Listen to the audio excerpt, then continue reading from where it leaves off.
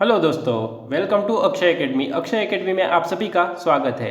आज जो हम डिस्कस करने वाले हैं वो है under writing of share and debenture. जो लास्ट लेक्चर में हमने बेसिक देखा था और एक क्वेश्चन भी हमने किया था 55 नंबर का। दोनों अल्टरनेटिव से मैंने आपको ग्रोस लायबिलिटी की कैलकुलेशन और नेट लायबिलिटी की calculation, marked application, unmarked application, firm underwriting, इन सबको मैंने डिटेल में विथ एग्जाम्पल के साथ आपको एक्सप्लेन किया था। आज हम आगे के दो इलस्ट्रेशन डिस्कस करने वाले हैं जो कि काफ़ी इम्पोर्टेंट है, तो आप मेरे साथ बने रहिएगा। आपको 56 और 57 नंबर का इलस्ट्रेशन मैं डिस्कस करने वाला हूं आज इस वीडियो में। ओके, चलो, अगर इस वीडियो को ध्यान से समझना है तो इसके आगे वाला पहले जो मैंने वीडियो रिकॉर्ड किया है वो आपको देखना कंपलसरी है, तभी इस वीडियो में आपको पता चलेगा, क्योंकि उसी में से मैंने एक बार फॉर्मेट एक्सप्लेन कर दिया था। वो फॉर्मेट आपको एक बार समझ आ जाता है तो ही आप ये वीडियो समझ सकते हो। ओके, अदरवाइज इलस्ट्रेशन में जो आंसर है मैं वहीं आपको एक्सप्लेन करने वाला हूँ। ओके, चलो देखते हैं आज हम 57 नंबर का question. In under writing of share and debenture, a joint stock company resolved to issue 10 lakh equity share of 10 each at a premium of 1 per share। 10 lakh share issue किए हैं और 1 lakh share of were taken up by director of a company, their relative, associate and a friend। हुआ क्या, 10 लाख में से 1 lakh share तो कौन ले गए? डायरेक्टर के रिलेटिव और फ्रेंड ले गए। The entire amount being received forthwith, the remaining share offered to the public and the entire amount being asked for with application। अब बचे कितने? एंटायर मतलब 10 लाख थे, 1 लाख कौन ले गए? डायरेक्टर के रिलेटिव, तो 9 लाख शेयर बचे। उसको क्या किया देखो, the issue was underwritten by PQNR, the commission is 2%, the issue price, commission is 2% of issue price. Issue price कितनी होगी? 10 + 1% प्रीमियम, એટલે 11 rupees is a issue price. 65% of issue underwritten by P। 65% means 9 lakh का 65% करो तो वो कौन बेचने वाला है? P। While QNR share were 25% and 10% respectively. It means 9 lakh का 25% एंड 10% कौन बेचेंगे?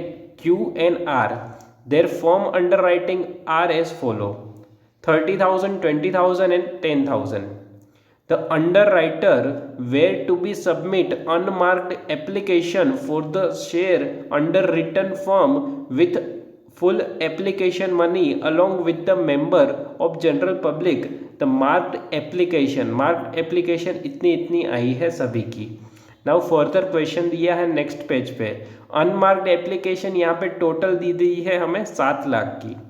The account with underwriter were promptly settle, you are required to prepare a statement of calculating underwriter liability for share other than share of underwriting of firm। Form under writing वाले जो हमें दिए थे 30,000, 20,000, उसको हमें consider नहीं करना है। इट मीन्स इस वाले क्वेश्चन में इसका कोई हम यूज़ नहीं करने वाले हैं। जनरली इसका यूज़ क्या होता है, हम फर्स्ट ऑफ ऑल उसको माइनस कर देते हैं टोटल ग्रॉस लायबिलिटी में से, बट यहाँ पे क्लियरली मेंशन कर दिया है कि हमें उसका यूज़ नहीं करना है। अदर देन बोला है फॉर्म अंडर राइटिंग, और जनरल एंट्री पास करनी है। नाउ फर्स्ट ऑफ ऑल मैं आपको ग्रॉस लायबिलिटी बता देता हूँ through working note.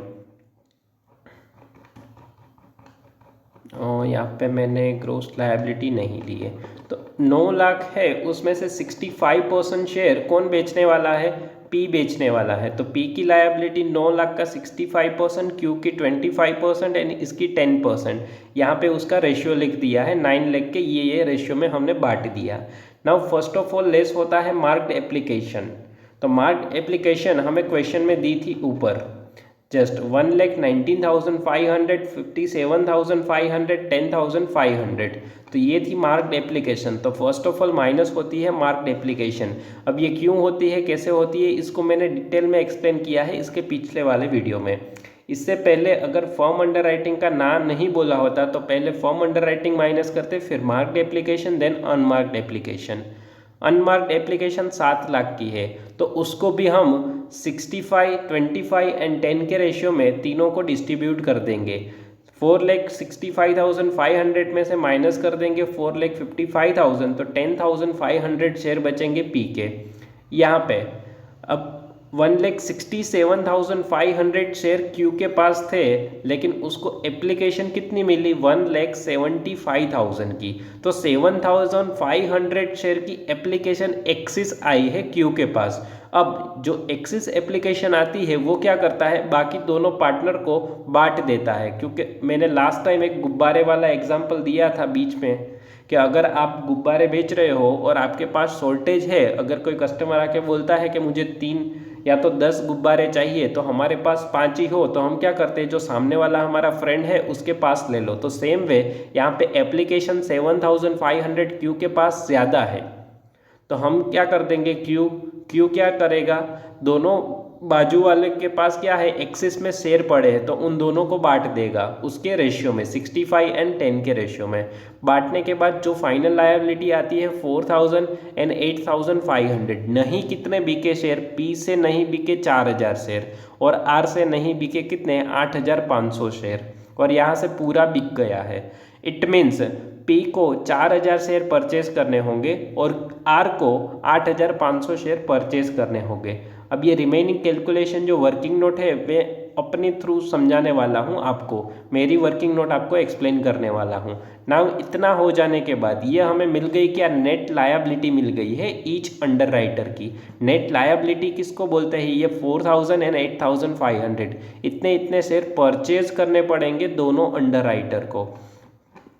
Okay, now first of all मैं आपको वर्किंग नोट एक्सप्लेन कर देता हूँ। पहले कैलकुलेशन करेंगे कमीशन की कि अंडर राइटर को कमीशन कितना देना है। अब यहाँ पे होगा क्या, अंडर राइटर को कमीशन मिलेगा कंपनी से और कंपनी उस अंडर राइटर को शेयर दे रही है तो कंपनी को अंडर राइटर से पैसा लेना भी है और पैसा देना भी है। तो जो लेना और देना उसके बीच का डिफरेंस निकाल लेंगे, या तो कंपनी को पैसे लेने होंगे या तो अंडर राइटर को पैसे लेने होंगे। देखो यहाँ पे एग्जांपल के थ्रू मैं आपको समझाता हूँ। यहाँ पे हम कमीशन कैलकुलेट करते हैं। कमीशन किसे मिलता है, कंपनी अंडर राइटर को कमीशन देगी। कितना देगी, 9 लाख शेयर थे, एक शेयर की प्राइस थी 11 रुपये और उसका 2% कमीशन देते हैं। 1,98,000 रुपीज़ बनता है कमीशन। लेकिन अंडर राइटर कितने हैं, 3 है, पी क्यू एन आर। तो उसके रेशियो में हमने बांट दिया तो पी को मिलेगा कमीशन, कंपनी के पास से पैसा कितना मिलेगा 1,28,700, क्यू को मिलेगा 49,500 और आर को मिलेगा 19,800। ये तीनों को कमीशन मिलेगा कंपनी के पास से। बट अब यहाँ पे पी एंड आर ऐसे दो बंदे हैं जिसने शेयर नहीं बेचे हैं तो उसको शेयर परचेज करने पड़ेंगे कंपनी के पास से। तो 4,000 शेयर पी परचेज करेगा, एक शेयर की प्राइस है 11 रुपये तो 44,000 के वो शेयर परचेज करेगा। इट मीन्स पी को कंपनी को 44,000 देने हैं और यहाँ पे कमीशन के लेने कितने हैं 1,28,700। सेम क्यू को कोई शेयर परचेज नहीं करना है तो डैश। आर को कितने शेयर परचेज करने थे 8,500, 11 रुपये का शेयर है तो 93,500 परचेज करेगा कौन, आर को कंपनी को पे करना है 93,500 क्योंकि कंपनी से हम क्या कर रहे हैं, शेयर परचेज कर रहे हैं और कंपनी उसको कमीशन देने वाली है 19,800। टोटल कितना होगा 1,37,500। उसमें से कैपिटल को और प्रीमियम को मैंने अलग अलग कर लिया है, 10 रुपये कैपिटल के 1 रुपये प्रीमियम का है। ओके, नाउ अब इसका हम फाइनल सेटलमेंट कर लेते हैं। फाइनल सेटलमेंट मतलब क्या, पी की बात करें पहले तो पी को कमीशन मिलेगा। मान लो कि हम कंपनी है और आप अंडर राइटर हो सारे, कंपनी को कमीशन पे करना है पी को 1,28,700। बट मुझे पहले अंडर राइटर मतलब आपसे मुझे लेने कितने हैं 44,000। तो अब मैं सिंपली लॉजिक क्या लगाऊंगा कि भाई 1,28,700 मुझे देना है और मुझे आपसे लेना कितना है 44,000। तो एक काम करो, हम डिफरेंस ले लेते हैं। एक्सेस मुझे कमीशन है, देखो यहाँ पे फाइनल सेटलमेंट करते हैं। 1,28,700 कंपनी को कमीशन देना है पी को और उससे लेना कितना है 44,000, तो डिफरेंस कितना आया 84,700। तो कंपनी क्या करेगी 84,700 पे कर देगी, तो उसका पूरा क्या हो जाएगा, हिसाब सेटल हो जाएगा। सेम वे क्यू के पास 49,500 उसको कमीशन देना है। मैं कंपनी हूँ, मुझे क्यू को 49,500 देना है और वो एक भी शेयर परचेज नहीं कर रहा है, तो पूरा का पूरा कंपनी को 49,500 उसको पे करना होगा। सेम वे आर की बात करते हैं। आर को कमीशन देना कितना है कंपनी को 19,800, बट आर से लेना कितना है 93,500, तो एक्सेस अमाउंट 73,700 कंपनी क्या करेगी आर से रिसीव करने वाली है। अब उसकी जर्नल एंट्री पास करते हैं। जर्नल एंट्री सबसे पहले स्टार्टिंग से करेंगे। क्वेश्चन में स्टार्टिंग में हमने पढ़ा था क्वेश्चन में कि जो 1 लाख शेयर है वो कौन ले जाता है, डायरेक्टर ले जाते हैं। मैं एंट्री आपको सेपरेट करके पढ़ाने वाला हूँ। थोड़ी मॉड्यूल से मैंने जो थर्ड एंट्री मॉड्यूल की है वो मेरी थोड़ी चेंज किया है मैंने उसमें। यहाँ पे देखो टोटल 10 लाख शेयर थे, उसमें से 1 लाख डायरेक्टर ले जा रहे थे, तो 1 लाख शेयर की सेपरेट एंट्री होगी। फिर जो शेयर पब्लिक ने सब्सक्राइब कर लिए हैं वो शेयर की सेपरेट एंट्री करूँगा, और जो शेयर अंडरराइटर परचेज कर रहे हैं उसकी भी अलग से एंट्री होगी। तो मैं ये तीनों एंट्री को आपको एक्सप्लेन करने वाला हूं। देखो, journal entry in the books of company, company के पॉइंट ऑफ व्यू से यहाँ पे जर्नल एंट्री होगी। सबसे पहले एंट्री करते हैं जो शेयर डायरेक्टर परचेज करके जा रहे हैं। एज ए मैं कंपनी हूँ, मुझे पैसा मिलेगा, तो बैंक अकाउंट डेबिट, कितने शेयर परचेज करके गए वो 1 लाख, तो इंटू 11 कर दिया मैंने 11 lakh to equity share application 11 lakh. Second, bank account debit, public को कितने शेयर मिले, पब्लिक को मिले मार्क्ड एप्लीकेशन का टोटल करो 1,87,500 और अनमार्क्ड एप्लीकेशन का टोटल करेंगे तो 7 लाख इंटू 11 कर दो, तो 97,62,500 को 500 के शेयर पब्लिक ने सब्सक्राइब किए to equity share application. And जो रिमेनिंग बचे शेयर कितने बचे, 4 + 8,500 12,500 शेयर पी और आर ने परचेज कर लिए। कौन सी वैल्यू से, 44,000 और 93,500 to share capital and premium. ये एंट्री हुई तीनों के शेयर परचेज किए उसकी। नाउ अब कंपनी को क्या करना है, कमीशन पे करना हुआ, पे नहीं किया है क्योंकि उसके लिए फाइनल सेटलमेंट किया है, तो पहले एंट्री पास करेंगे पे करना हुआ। तो अंडरराइटर कमीशन हमारी एक्सपेंस है, तो 1,98,000 किसको किसको पे करना है, पी क्यू एंड आर को, ये रेशियो में हमने बांट दिया, ये पे करना है। अब उनसे लेना कितना है वो एंट्री हमने ऊपर पास कर दी, इतना इतना पैसा लेना है और इतना पैसा पे करना है। नाउ फाइनल सेटलमेंट की बात करते हैं। तो कंपनी को एक बंदे के पास पैसे मिलने वाले हैं, उसके लिए हम लिखेंगे bank account debit 73,700 to R account 73,700, but P and Q को पैसा पे करना पड़ेगा, तो P account Q account to bank 1,34,200। तो ये जर्नल एंट्री पास होगी फाइनल सेटलमेंट की। अगर कंपनी को पैसा रिसीव होता है तो बैंक अकाउंट डेबिट होगा, अगर पे करता है तो बैंक अकाउंट क्रेडिट होगा, और जिस अंडरराइटर को पे किया है या तो रिसीव हुआ है उसका नाम डेबिट या तो क्रेडिट करेंगे। तो ये जर्नल एंट्री थी उसकी। नाउ इलस्ट्रेशन उसके बाद वाला काफ़ी सिंपल है। 57, Maruti limited come out with an issue of 45 lakh equity share 10 each at a premium of 2 rupees, मतलब 12 रुपये का शेयर निकाला है 45 lakhs में से। The promoter took a 20% of issue and the balance was offered to the public. It means 45 lakh का 20% करो, कितना होगा 9 लाख शेयर। 9 लाख शेयर कौन ले गया, प्रमोटर। बचे कितने 36 लाख शेयर बचे। The issue was equally underwritten by A B C, 36 lakh को बांट दो तीनों में, A B C 12 lakh 12 lakh 12 lakh तीनों ने बेचने हैं। Each underwriter took a firm underwriting 1 lakh, हर एक अंडर राइटर परचेज करेगा 1 lakh share. The subscription 31 lakh equity share were received with marked application by under writer. कितनी कितनी मार्क्ड एप्लीकेशन आई, तो ये दे दी। टोटल एप्लीकेशन रिसीव हुई 31 लाख की, उसमें से मार्क्ड एप्लीकेशन है 28,75,000, तो जो डिफरेंस बचेगा वो अनमार्क्ड एप्लीकेशन होगी। The underwriter are eligible for commission 5%. The entire amount toward the subscription has been paid along with the application. You are required to क्या क्या करना है, अंडरराइटर की लायबिलिटी कैलकुलेट करनी है, अमाउंट पेएबल टू अंडरराइटर कितना होगा और जर्नल एंट्री पास करनी है। एग्जाम में इस तरह का क्वेश्चन आने के चांसेस है। ओके, अंडरराइटर को कितने शेयर मिलेंगे, 36 लाख मिलेंगे और ईच अंडरराइटर को कितना मिलेगा, 12 लाख 12 लाख 12 लाख। तो gross liability A B and C की कितनी होगी, 12 lakh 12 lakh. Now first of all यहाँ पे फॉर्म अंडरराइटिंग के लिए कुछ नहीं बोला है, तो पहले ही हम उसको माइनस कर देंगे, 1 लाख 1 लाख 1 लाख तीनों में से माइनस कर देंगे। फिर देन हम करेंगे marked application minus. Marked application कितनी है, 725, 8,40,000, 13,10,000, उसको माइनस कर दो तीनों में से। तो जो बैलेंस आएगा वो बैलेंस आया 3,75,000, 2,60,000, बट यहाँ पे सी का देखो नेगेटिव बैलेंस आ गया 2,10,000।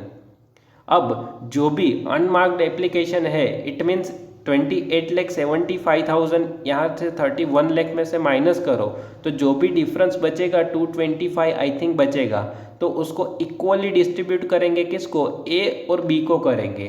तो 1,12,500, 1,12,500। नाउ अगेन फर्दर डिफरेंस ले लेंगे, तो 2,62,500, 1,47,500, बट इसका तो नेगेटिव बैलेंस ही रहेगा 2,10,000।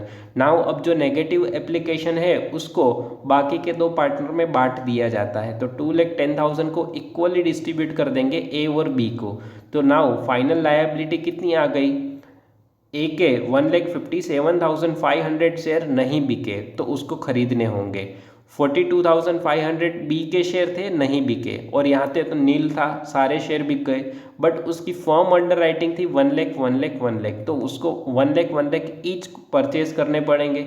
टोटल कितना होगा, 257,500 नेट लायबिलिटी आएगी ए की, ए को परचेज करने हैं 257,500, बी को परचेज करने हैं 1,42,500 एंड सी को परचेज करने हैं 1 लाख। ओके, तो नाउ उसकी पहले कमीशन की कैलकुलेशन, देन अमाउंट कितने कौन सा शेयर परचेज करके जा रहे हैं उसकी, और फिर फाइनल सेटलमेंट करते हैं। पहले कैलकुलेट करते हैं कमीशन। 36 लाख के शेयर बेचते हैं अंडर राइटर, 12 रुपये का एक शेयर था और कमीशन का रेट दिया 5%, तो 21,60,000 कमीशन बनता है। ए बी एंड सी उसका रेशियो क्या है, इक्वल रेशियो हमें बोला है, तो इसको डिवाइड बाय कर देंगे 3 से, तो तीनों का 7,20,000, 7,20,000, 7,20,000। ए बी एंड सी को कमीशन मिलेगा किसके पास से, कंपनी के पास से। मैं कंपनी हूँ, मुझे इन तीनों को इतना इतना पेमेंट करना है, बट उन तीनों के पास मुझे अमाउंट कितनी रिसीव होगी, मैं एज ए कंपनी मुझे अमाउंट कितनी मिलेगी। तो ए परचेस करने वाला है 2,57,500 शेयर, 12 रुपये का एक, 30,90,000 मुझे मिलेगा ए के पास। सेम वे बी के पास 17,10,000 एंड सी के पास मुझे मिलेगा 12 लाख।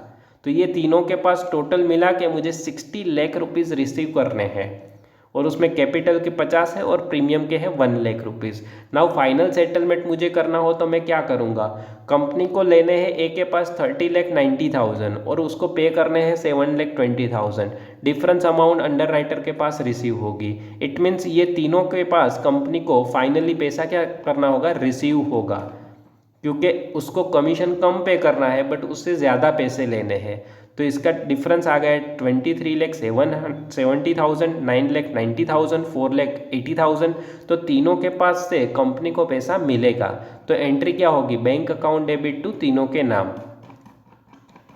मॉड्यूल में ऑलरेडी एंट्री दी है तो मैं उसको ही आपको डायरेक्टली एक्सप्लेन करता हूँ।